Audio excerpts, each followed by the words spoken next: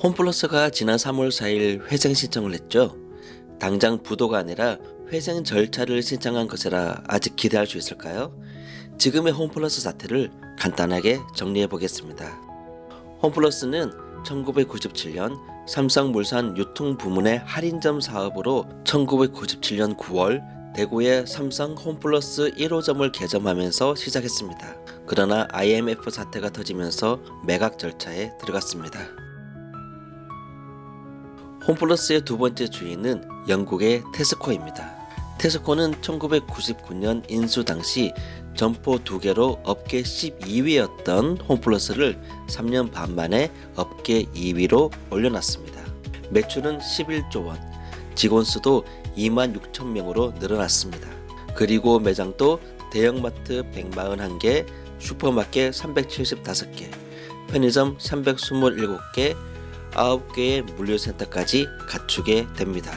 하지만 테스코는 2014년 분식 회계 스캔들에다 실적 부진까지 겹치면서 자금 압박을 받게 됩니다. 그래서 홈플러스를 팔기로 결정합니다. 2015년 테스코는 사모펀드 운용사인 MBK 파트너사의 지분 100%를 매각합니다. 매각 규모는 7조 2천억 원. MBK는 전체 인수자금 7조 2천억 원 가운데 69.4%인 5조 원을 홈플러스 명의로 대출을 받아 충당했습니다. 그리고 국민연금도 6천억 원을 투자했습니다. 하지만 MBK는 홈플러스를 인수한 이후 점포를 매각한 4조 원으로 대출금을 상환했습니다. 보통은 유통업계에서 건물을 매각했을 때 시설 투자 같은 걸 해서 더 큰 수익을 위해 투자하지만 MBK는 아예 처음부터 그럴 생각이 없었던 것입니다. MBK가 이런 식으로 운영을 하니 자연스레 홈플러스의 점포 수도 크게 줄었습니다.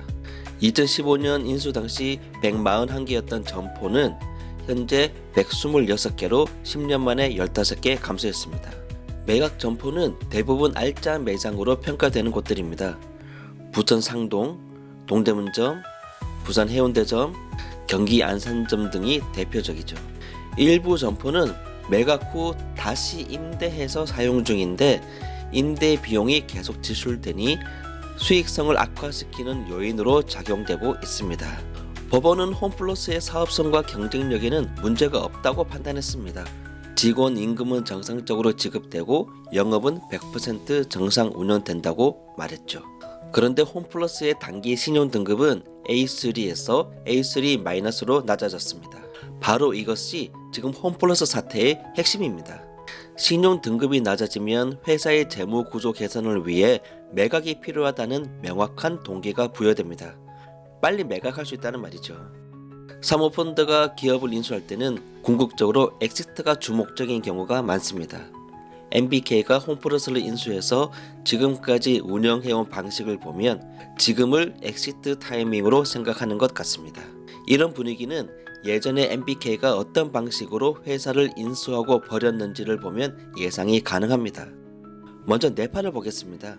MBK는 지난 2013년에 특수 목적 법인인 TV홀딩스를 설립해서 아웃도어 전문 브랜드 네파를 9,970억 원에 인수합니다. 이 중 4,800억 원은 인수금융입니다. 인수금융도 형태만 다르지 결국 대출입니다. 그리고 2015년에 TV홀딩스를 네파와 합병시켜버립니다. 그러면 결국 인수금융으로 생긴 대출금은 모두 네파의 부담이 됩니다. 2015년부터 2023년까지 네파가 부담한 금융비용은 2,730억 원이 된다고 알려져 있습니다. 쓰지 않아도 될 돈이 9년 동안 2,730억 원이나 늘었으니 재무 건전성이 좋아질 리 없습니다. 2013년에 단기 순이익이 1,052억 원이었지만 2023년에는 단기 손실이 1,101억 원입니다. 생활용품 브랜드 모던하우스나 철강 구조물 전문 업체인 영화 엔지니어링 역시 비슷한 상황입니다. 무리한 금융 비용을 들여서 인수했으니 단기 실적과 투자금 회수에만 집중을 하게 되고 그렇게 되니 당연히 회사의 경쟁력은 급속도로 무너지는 상황이 되었습니다. 이런 MBK가 지금은 CJ제일제당의 바이오 사업부와 고려아연으로 손을 뻗치고 있습니다. 홈플러스가 부도난다고 이마트나 롯데마트가 반사 이익을 얻을 것 같지는 않습니다. 홈플러스가 발행한 기업어음과 전자단기 사채 규모가 1940억 원입니다. 모 회사의 장난질 한 번으로 업계 2위 유통업체가 바로 회생 절차에 들어가는데 누가 오프라인 유통업체에 투자를 하겠습니까? 지금의 홈플러스 사태는 쿠팡과 같은 온라인 쇼핑몰의 견제보다 훨씬 심각한 오프라인 유통업체의 위기입니다. 그리고 이런 위기를 만든 것은 MBK입니다.